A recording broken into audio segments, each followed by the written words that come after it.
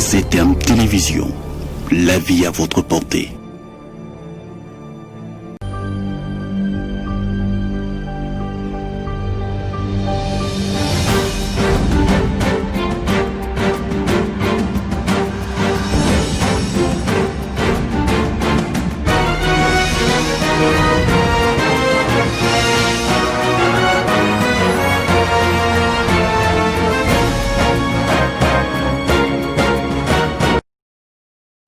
Bien-aimés dans le Seigneur, je vous salue dans le nom précieux de notre Seigneur et Sauveur Jésus-Christ.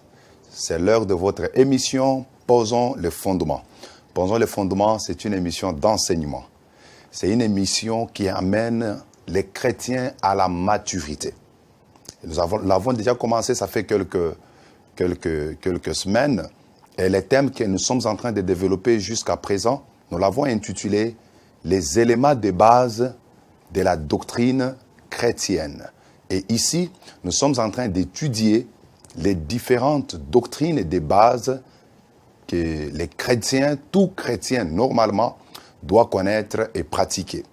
Et notre texte de base, c'est Hébreux, au chapitre 6, au verset 1er jusqu'au verset 3e. C'est une écriture habituelle et je crois que tous les amoureux de cette émission Posons les fondements devaient même arriver à la dimension de retenir cette écriture par cœur. Lisons la parole du Seigneur.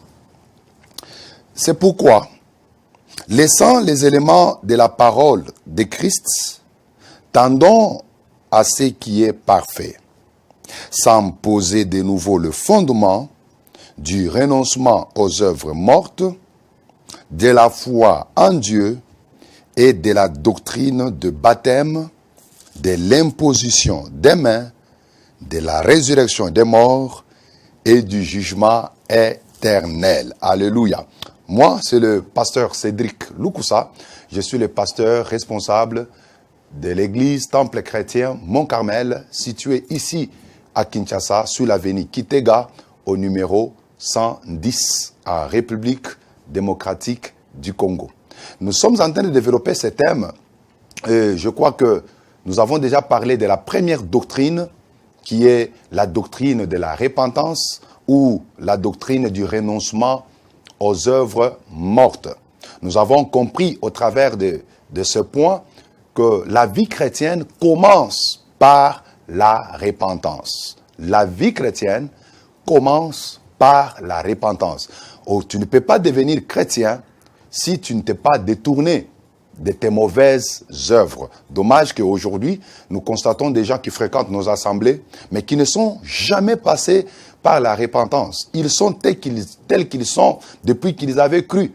Ils sont inchangeables.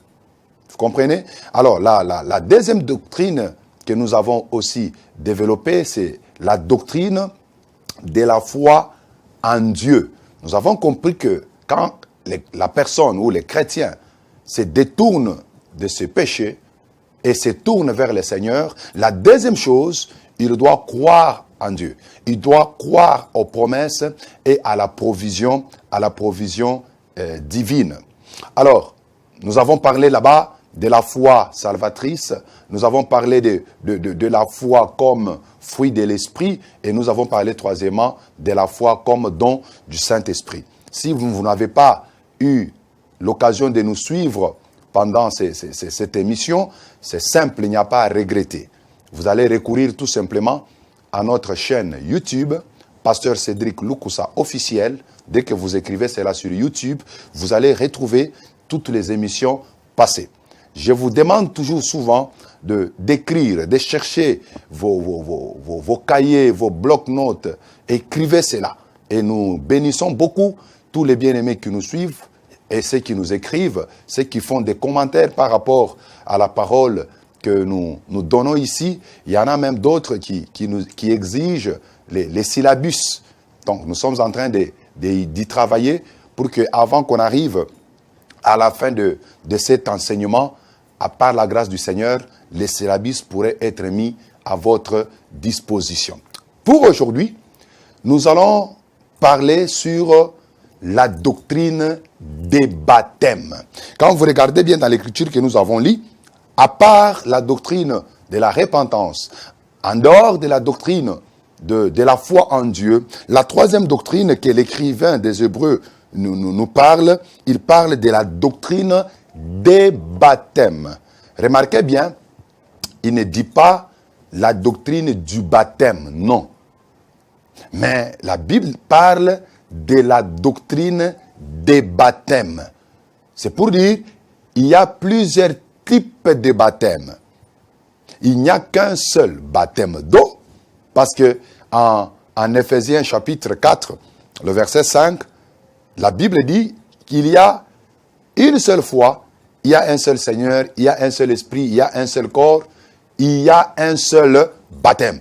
Quand la Bible parlait là-bas du baptême, il s'agit bien sûr du baptême d'eau, du baptême chrétien, ou voire même du baptême par immersion. C'est pourquoi la Bible parle qu'il y a un seul baptême. Mais en Hébreux 6, où nous venons de lire, la troisième doctrine que tous les chrétiens, que ce soit votre dénomination à laquelle vous appartenez, vous allez remarquer que les choses que nous sommes en train de parler, nous ne visons pas une dénomination. Les choses que nous sommes en train de parler, nous ne visons pas une église, une certaine église, mais nous parlons des choses que tout chrétien doit savoir. Normalement, à ma simple méditation, ces choses ici ne peuvent même pas causer de débat. Parce que ce sont les éléments de base. Si au niveau de la fissure, plutôt au niveau de la fondation, il y a des fissures. Si au niveau de la fondation, les choses n'ont pas été bien faites, vous allez remarquer que quel que soit le mur qui pourra être élevé, cette maison-là sera toujours instable et elle est toujours dans les risques un jour d'être renversée. C'est ainsi que les choses que nous sommes en train de parler ici, ces doctrines, ce sont des doctrines de base que tout chrétien doit savoir. Quelle que soit son appartenance d'une église locale ou d'une certaine dénomination, mais ces choses ici, chacun doit les connaître, chacun doit les maîtriser. C'est pourquoi j'ai fait un effort, non pas pour donner mon opinion personnelle, mais nous lisons toujours la parole du Seigneur, parce que mon opinion peut être discutable, mais la parole du Seigneur, on ne peut pas la discuter, on la croit tout simplement. La doctrine des baptêmes. Il s'agit ici de plusieurs type de baptême. Pour ceux qui écrivent, vous allez remarquer que dans la Bible, surtout dans le Nouveau Testament, j'ai épinglé 6 différents types de baptême dans le Nouveau Testament. 6 différents types de baptême dans le Nouveau Testament. Le premier type de baptême, notez, c'est le baptême d'eau. Et les baptêmes d'eau, là à l'intérieur, il y a aussi 2 baptêmes. Il y a le baptême de Jean, il y a aussi le baptême qu'on appelle le baptême chrétien. Donc, dans les baptêmes d'eau, nous trouvons le baptême de Jean et il y a aussi le baptême chrétien, que nous appelons des fois en d'autres termes, le baptême au nom de Jésus. Alors, le deuxième type de baptême, c'est le baptême du Saint-Esprit. Le baptême du Saint-Esprit, très important. Si quelqu'un est baptisé d'eau, il doit être aussi baptisé du Saint-Esprit. Le troisième type de baptême, c'est le baptême du feu. Les baptêmes du feu, c'est très important. Plusieurs aujourd'hui ne connaissent que le baptême d'eau, d'autres aussi le baptême du Saint-Esprit, mais beaucoup ignorent le baptême du feu, alors que la parole du Seigneur en parle. Quatrième type de baptême, c'est le baptême dans le corps de Christ. Le baptême dans le corps de Christ. Gardez votre soif. Nous allons développer ce type de baptême un par un et vous serez éclairés et vous allez comprendre très bien la doctrine des baptêmes parce que vous devez la connaître et la comprendre. Le cinquième type de baptême, c'est le baptême de la régénération. Le baptême de la régénération. Et le dernier type de baptême, le sixième, c'est le baptême de souffrance. Le baptême de souffrance. Ça, c'est Christ qui le parle à ses disciples. Le baptême de souffrance. Sans plus tarder, attaquons directement le premier type de baptême, le baptême d'eau. Alors, vous allez voir, d'abord, d'une manière générale, le verbe baptiser. Baptiser. Baptiser veut dire plonger, immerger, submerger, baigner. C'est ce que signifie baptiser.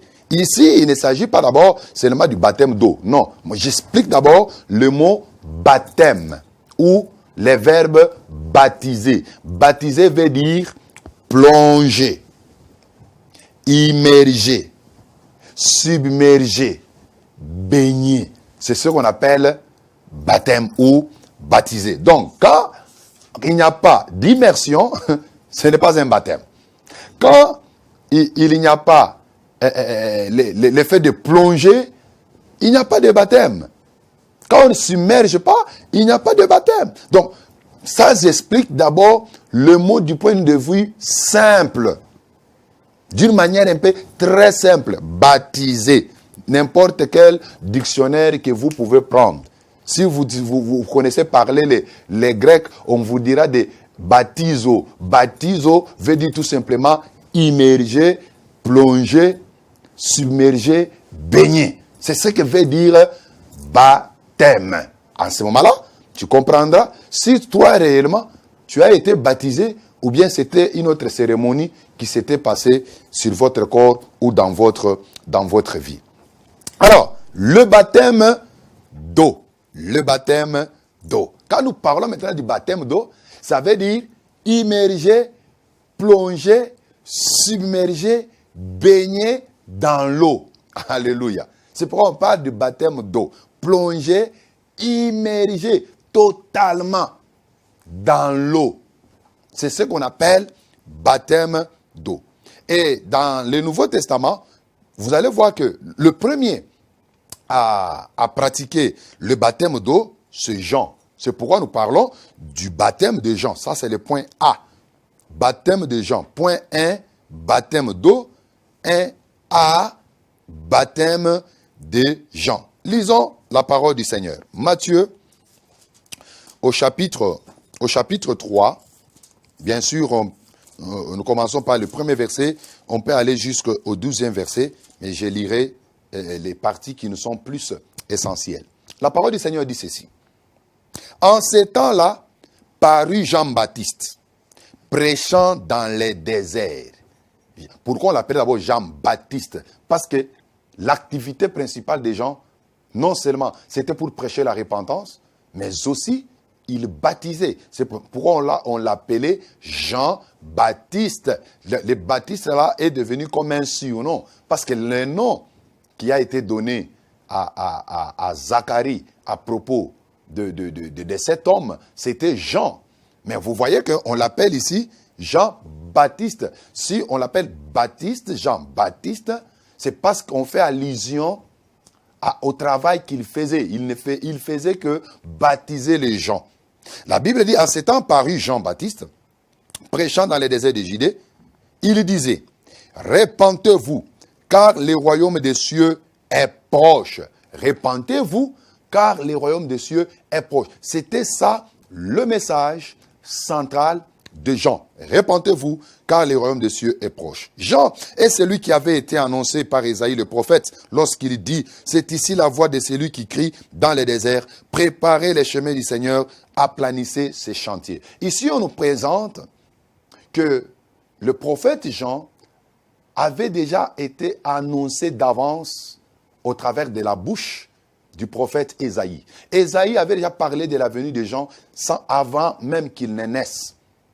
Et la mission des gens, c'était de préparer les cœurs des gens pour rencontrer le Messie qui devait venir.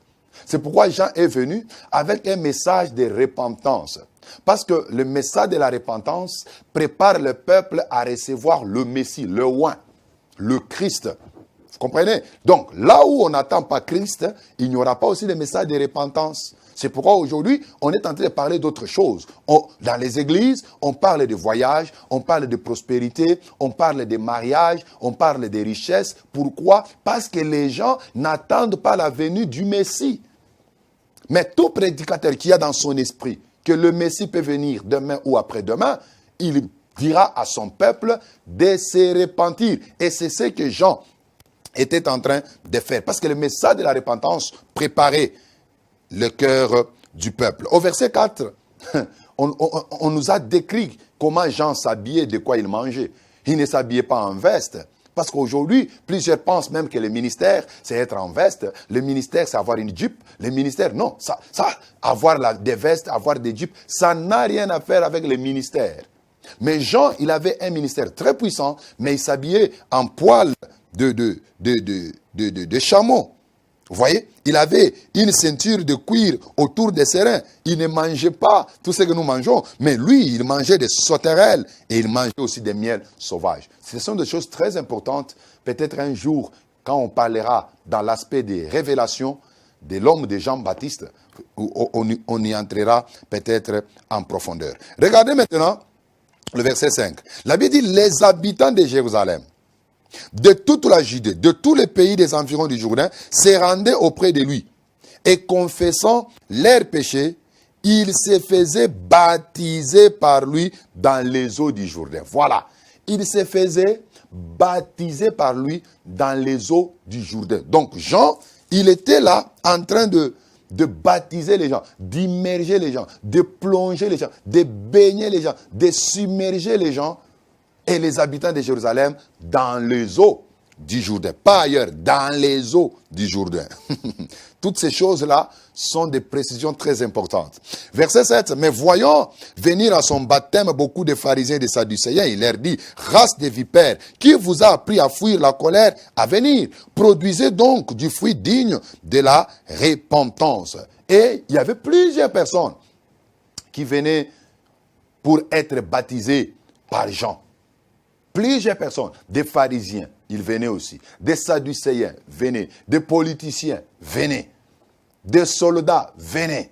Et tous se faisaient baptiser par Jean. Mais lorsque Jean a vu les pharisiens et les sadducéens, et qui prétendaient être des religieux, vous voyez, des religieux, ils viennent aussi pour se faire baptiser. Dans Jean, quand il les a regardés, il dit, non, mais vous n'avez pas droit à se faire baptiser. Vous êtes la race du serpent. Vous êtes la sémence des vipères, la race des vipères. Qui vous a appris à fuir la colère à venir?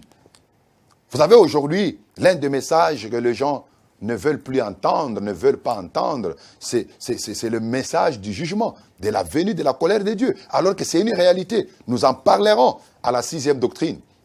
C'est ce que nous appelons la doctrine du jugement éternel. Nous en reviendrons avec beaucoup de détails. Mais Jean dit, qui vous a appris à fuir la colère à venir? Mais ces gens venaient pour se faire baptiser, alors qu'ils étaient des hypocrites. C'est pourquoi aujourd'hui, il y a même plusieurs hypocrites, mais qui se font baptiser. Ils se font passer pour des chrétiens, alors qu'ils ne le sont pas. Alléluia. Alors, regardez maintenant au verset 11. Jean dit, moi je vous baptise d'eau pour vous amener à la repentance. Soulignez cela très bien. Moi, je vous baptise d'eau pour vous amener à la repentance. Donc, le baptême de Jean, qu'on peut appeler en d'autres termes le baptême johannique. Quand on parle de johannique, ça veut dire tout simplement le baptême de Jean. C'est quoi? C'est un baptême de repentance. Ça, c'est la première chose. Le baptême de Jean, c'est un baptême de la repentance. Jean baptisait les gens qui venaient pour se repentir. Il disait au peuple de se repentir. C'était ça d'abord la clé de ces rites de baptême. Toute personne qui se faisait baptiser par Jean, automatiquement, on sous-entendait que cette personne-là s'est repentie. La deuxième des choses, le baptême des gens permettait aux habitants de renoncer à leur vie ancienne et de se tourner vers la vérité. Alléluia. Elle permettait à tous ceux qui venaient y participer à renoncer à leur vie ancienne et à se tourner vers la vérité. Vous allez remarquer, mes chers frères et sœurs, que chacun a son passé. Ces gens qui se faisaient baptiser par Jean, ils avaient leurs vies anciennes. Et souvent, leurs vies anciennes n'étaient pas bonnes.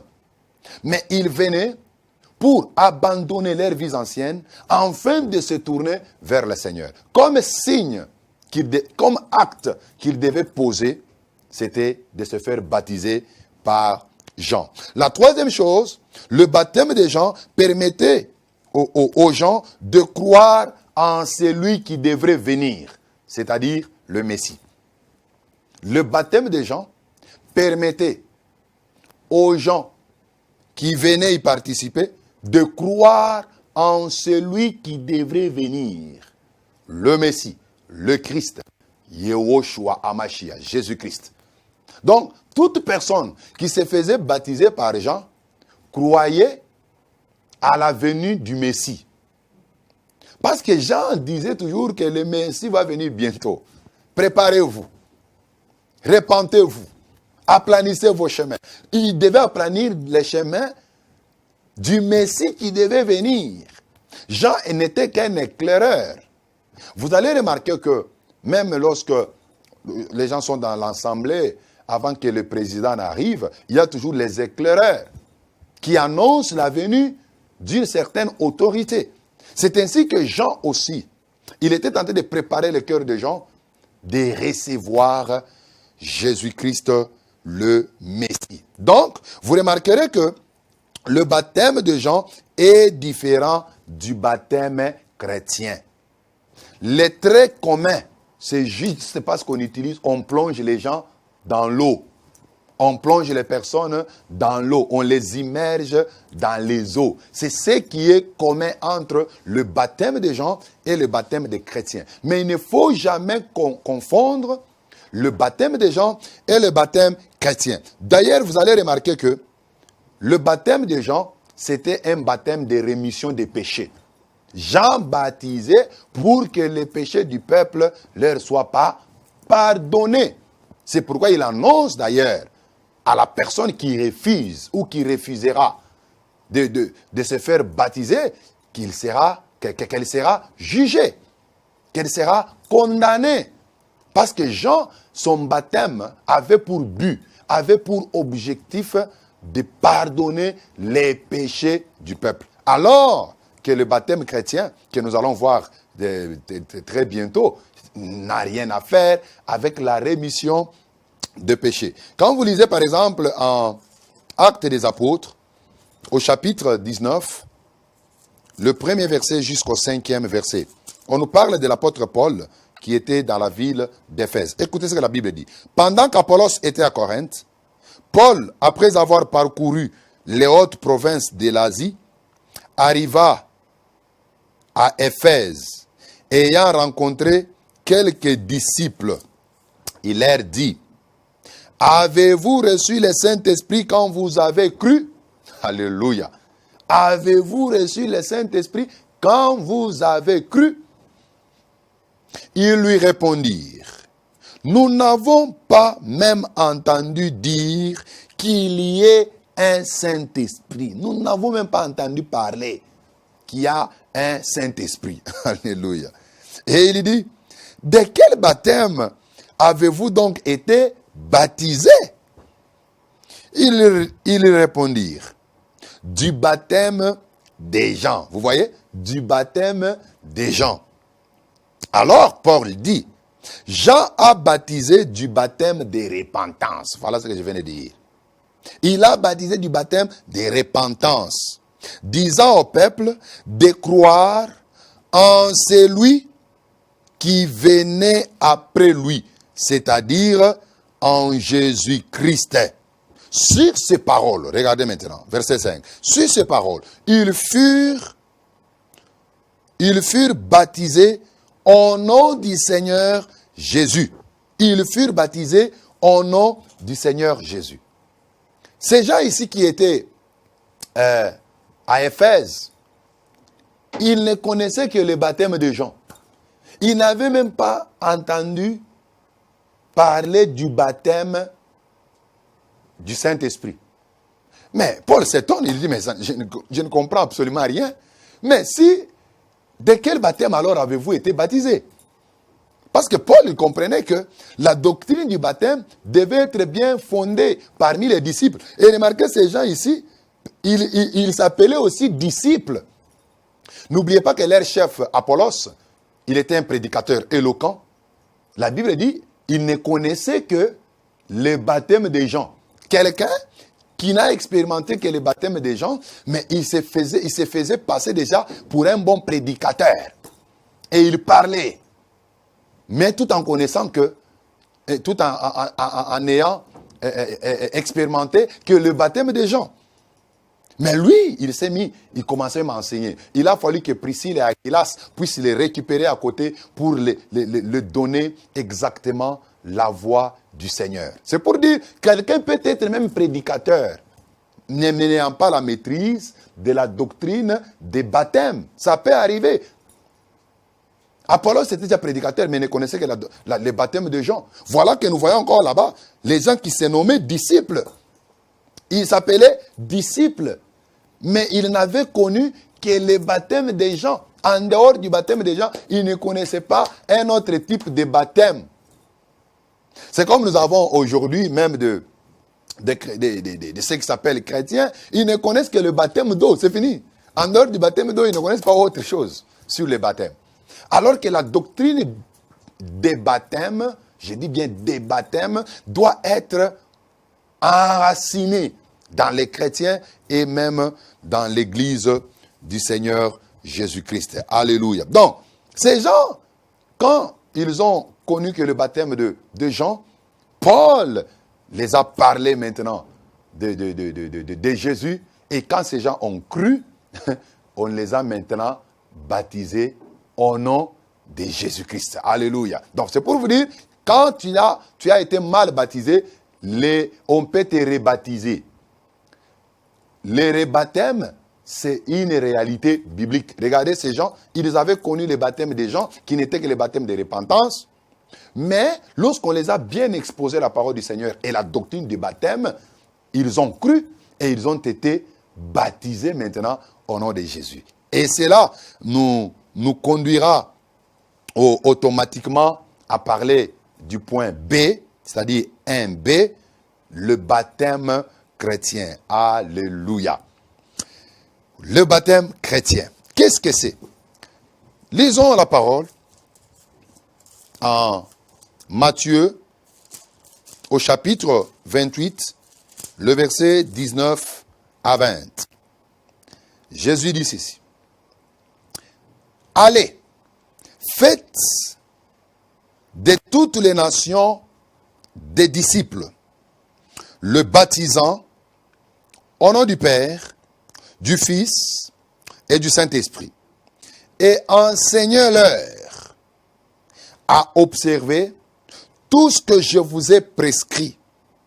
Et voici, je suis avec vous tous les jours jusqu'à la fin du monde. Je suis avec vous tous les jours jusqu'à la fin du monde. Ça, ce sont les dernières paroles de Jésus. Il dit à ses disciples, il leur donne l'ordre des missions. Il dit, allez, faites de toutes les nations mes disciples. Mais ne faites pas seulement, ne vous limitez pas seulement à faire des disciples, mais ces gens-là, à qui je vous ai demandé de les faire des disciples, vous devez maintenant faire comment? Les baptiser. Donc, le baptême, c'est une recommandation du Seigneur.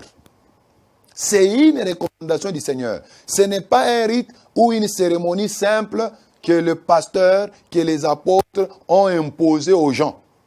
Non, mais le baptême, c'est une recommandation de Jésus. Jésus nous a demandé d'aller, de faire des disciples et aussi de les baptiser. C'est ça notre travail. Nous faisons des disciples et nous les baptisons. Marc, au chapitre 16. Marc 16, je commence par le verset 15e.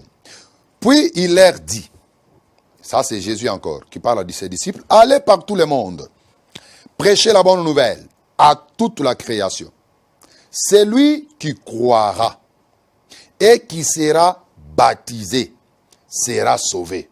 Mais celui qui ne croira pas sera condamné. Alléluia. Allez partout dans le monde, prêchez la bonne nouvelle à toute la création. Prêchez la bonne nouvelle aux Africains. Prêchez la bonne nouvelle aux Asiatiques, aux Européens, aux Américains et partout ailleurs. Prêchez la bonne nouvelle. Écoute la suite. C'est lui qui croira. C'est un problème de croire. C'est pourquoi la doctrine des baptêmes vient après la doctrine de la foi en Dieu et après la doctrine de la repentance. Parce que personne ne peut être baptisé s'il n'a pas expérimenté la doctrine de la repentance, s'il n'a pas expérimenté la doctrine de la foi en Dieu. Vous voyez? Sinon, ce n'est pas différent de quelqu'un qui est allé nager. Pour être baptisé selon la doctrine chrétienne, il faut commencer par croire. Croire en qui? Pas croire dans un prophète. Parce qu'il y a des gens aujourd'hui, ils pensent que pour être sauvé, vous devez croire dans leurs prophètes, vous devez croire dans leurs apôtres, vous devez croire dans leurs archbishops, vous devez croire en leurs dadis. Ça, ce n'est pas la foi. Si toi tu crois à ton prophète, mais tu n'as pas encore cru en Jésus-Christ, tu ne seras jamais sauvé. Tu n'es même pas sauvé. La foi qui sauve, c'est de croire en Jésus-Christ. Croire en Jésus-Christ, le seul Fils et unique Fils de Dieu. Quand vous croyez en lui, la deuxième chose, la Bible dit que c'est lui qui sera baptisé. Tu crois et tu seras baptisé. Ainsi, tu seras maintenant sauvé. Mais je voulais insister ici un élément très important. Le baptême ici n'est pas une condition pour être sauvé. La seule condition pour être sauvé, c'est de croire en Jésus-Christ. Parce que vous allez remarquer que en Romains chapitre même 10, le verset 17, la Bible dit que la foi vient de ce qu'on entend. Et ce qu'on entend vient de Christ. Vous voyez? Ce qu'on entend vient de Christ. Mais comment les gens entendront s'il n'y a pas de prédicateurs, s'interroge l'apôtre Paul. Comment il y aura des prédicateurs s'ils ne sont pas envoyés? Donc, lorsque Dieu envoie les prédicateurs prêchent, les hommes croient. Et dès que vous croyez, vous êtes maintenant sauvés. C'est là où le salut intervient, c'est après avoir cru. La Bible dit, celui qui ne croira pas, il sera condamné. On n'a pas dit celui qui ne se fera pas baptiser. Là, l'Écriture, Jésus lui-même voulait mettre plus l'accent sur la foi que d'abord sur le baptême. Mais cela ne veut pas dire que le baptême n'est pas important. Je n'ai pas dit ça. Le baptême est très important parce que c'est une recommandation d'abord du Seigneur Jésus-Christ. Voyons ce que l'apôtre Pierre, l'apôtre des Juifs, et ce qu'il dit en Acte 2, après que le Saint-Esprit est descendu les jours de la Pentecôte, les gens parlaient en langue, ils prophétisaient, et d'autres pensaient qu'ils étaient ivres. L'apôtre Paul a pris la parole, l'apôtre Pierre, voulais-je dire, a pris la parole pour dire au peuple, non, mais nous ne sommes pas ivres. Ce n'est qu'à la 9e heure, c'est-à-dire à 12 heures. Nous ne sommes pas ivres, même s'il faut s'enivrer. Est-ce qu'on s'enivre le matin? Mais ce que vous voyez, c'est ce que Joël 2,28 avait dit. Dans les derniers jours, je répandrai de mon esprit sur toute chair. Vos fils et vos filles prophétiseront. Sur vos veillards et sur mes servantes, je répandrai de mon esprit. C'est ainsi que l'apôtre Pierre a commencé à le prêcher pour dire, ce que vous voyez, c'est l'accomplissement de ce que Christ avait dit. Lorsqu'il est allé au ciel, il a pris le Saint-Esprit, il l'a répandu maintenant sur nous. C'est la foi en lui qui a produit que vous puissiez voir ces phénomènes surnaturels que vous êtes en train de voir. La Bible dit, ces gens ont compris qu'ils avaient mal fait. Ils ont tué un innocent. Au verset 37, l'Écriture dit, ils eurent le cœur vivement touché. Et ils dirent à Pierre, ô homme frère, que ferions-nous? Vous voyez? Ô homme frère, que ferions-nous? Cette question, elle est tentée de disparaître aujourd'hui dans la bouche de plusieurs personnes qui fréquentent nos églises. Mon frère, ma soeur, toi qui écoutes la parole, est-ce qu'il t'arrive à poser cette question au prédicateur? Ô homme frère, ô homme prédicateur, que ferais-je? Mais aujourd'hui, quand on prêche, les gens sont en train de rire. Les prédications sont devenues comme des sketchs, des cinémas. Ça ne touche plus le cœur. Mais l'ancienne manière de prêcher, quand on prêchait la parole, les gens pleuraient. Quand on prêchait la parole, les gens se repentaient. Quand on prêchait la parole, le cœur était touché. Ils ont dit, oh homme frère, que ferions-nous? Et regarde les schémas que l'apôtre Pierre les propose. Verset 28 et 38. Acte 2, 38. Pierre leur dit, repentez-vous et que chacun de vous soit baptisé au nom de Jésus. Vous comprenez? Repentez-vous et que chacun de vous soit baptisé au nom de Jésus. Ici, l'apôtre Pierre parle du baptême qui vient après la repentance. Vous voyez, mes chers frères, et non jamais le contraire. Il faut d'abord passer par la repentance, renoncer au mal. Et nous avons dit, la repentance, là, ce n'est pas un remords. Non, c'est plus que ça. Une véritable repentance doit t'amener à prendre des décisions fermes. Décisions fermes. Et l'apôtre Pierre dit, repentez-vous et que chacun de vous soit baptisé. Remarquez bien, on ajoute, au nom de Jésus-Christ. Nous en reviendrons. Je suis en Actes chapitre 8, le verset 12 à 13. Là, c'est Philippe qui est allé à Samarie. Il a prêché la parole.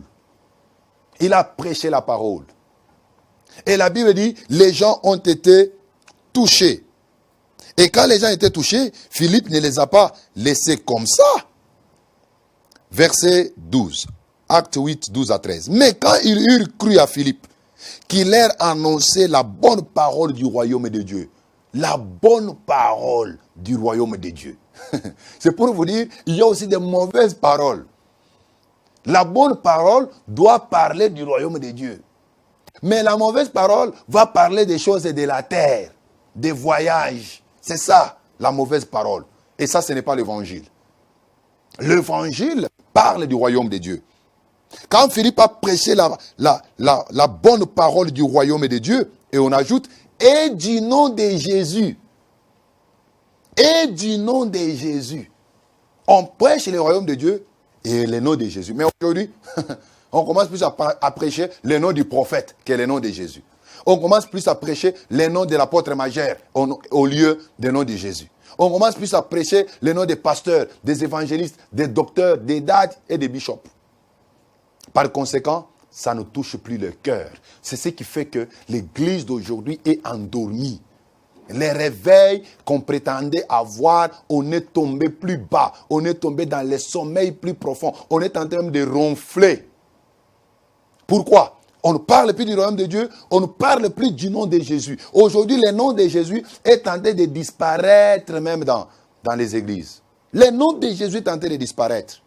Tu vois quelqu'un, au lieu de prier au nom de Jésus, lui, il prie au nom du Dieu de son père, de son pasteur.